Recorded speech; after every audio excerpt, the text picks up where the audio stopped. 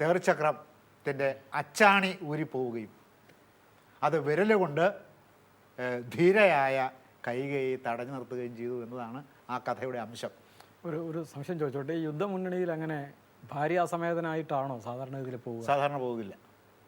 അത് വളരെ അസാധാരണമായ ഒരു സംഗതിയാണ്. ധാരാളം ധ്വന്യാത്മകമായ ആലോചനയ്ക്കും വ്യാഖ്യാനത്തിനും വഴി നൽകുന്നതാണ് ആ പ്രസ്താവം. അത് വെറുതെ സൂചിപ്പിച്ചു പോവുകയല്ലാതെ അത് വിശദീകരിക്കാതെ ആലോചനാശീലന്മാർക്ക് അനേകം അർത്ഥങ്ങൾ ആലോചിച്ചെടുക്കാൻ ഊഹിച്ചെടുക്കാൻ സന്ദർഭം നൽകിക്കൊണ്ട് അനുവിധമായ അർത്ഥപരമ്പരകൾക്ക് അനേക ആശയതലങ്ങൾക്ക് സാധ്യതയിട്ടുകൊണ്ട് വാൽമീകി അവിടെ നിന്ന് പതുക്കെ ഒഴിഞ്ഞു മാറുകയാണ് ചെയ്തിരിക്കുന്നത്. വാൽമീകി രാമായണത്തിൽ വെറുതെ സൂചിപ്പിക്കുക മാത്രമേ ചെയ്തിട്ടുള്ളൂ ഈ പ്രതിജ്ഞയെ സംബന്ധിച്ച്. പക്ഷേ അതിൽ അടങ്ങിയിരിക്കുന്ന തേർച്ചക്രം ഊരിപ്പോയെന്നാൽ തേര് മറിയും.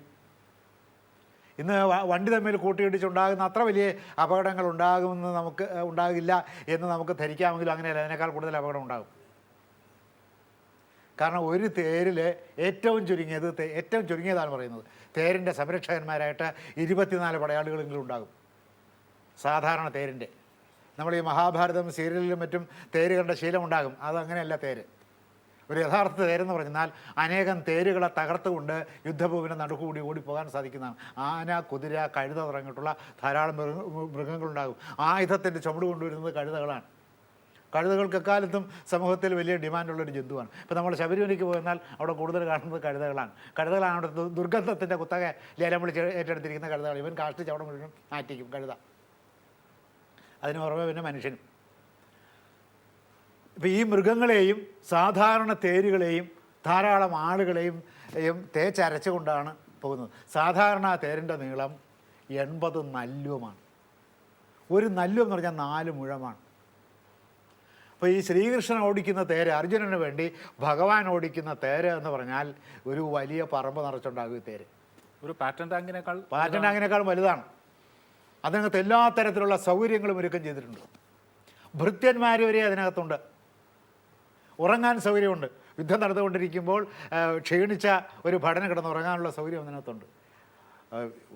വലിയ ഒരു ജനാധിപത്യ വ്യവസ്ഥയാണ് തേരിൻ്റെ അകത്ത്. നമ്മുടെ രാഷ്ട്രീയ നേതാക്കന്മാർ ഈ അടുത്ത കാലത്തൊക്കെ നടത്തുന്ന രഥയാത്രയുടെ രഥവും ഏതാണ്ട് ഇതുപോലെ സംവിധാനങ്ങളൊക്കെ ഉള്ളതാണ്. പക്ഷെ ചെറുതാണ്. അതൊക്കെ വാനുകളല്ലേ, വാനുകളും ബസ്സുകളും ഒക്കെ. അതെ, എയർ കണ്ടീഷണറൊക്കെ ആയിട്ട് സൗകര്യങ്ങളോട് കൂടിയുള്ള ആ സൗകര്യങ്ങളൊക്കെ ഇതിനകത്തുണ്ട്. എയർ കണ്ടീഷൻ അന്ന് പണി കൊണ്ടാണ് എയർ കണ്ടീഷൻ സാധിക്കുന്നത്. ആശാരിമാരാണ് അന്ന് എയർ കണ്ടീഷൻ ചെയ്ത് കൊടുക്കുന്നത്. സ്വാഭാവികമായ തണുപ്പ് കിട്ടത്തക്ക വിധത്തിലും ശമിച്ച ഉഷ്ണാവസ്ഥ ഉണ്ടാകത്തക്ക വിധത്തിലുമാണ് ഈ തേരിൻ്റെ പണി.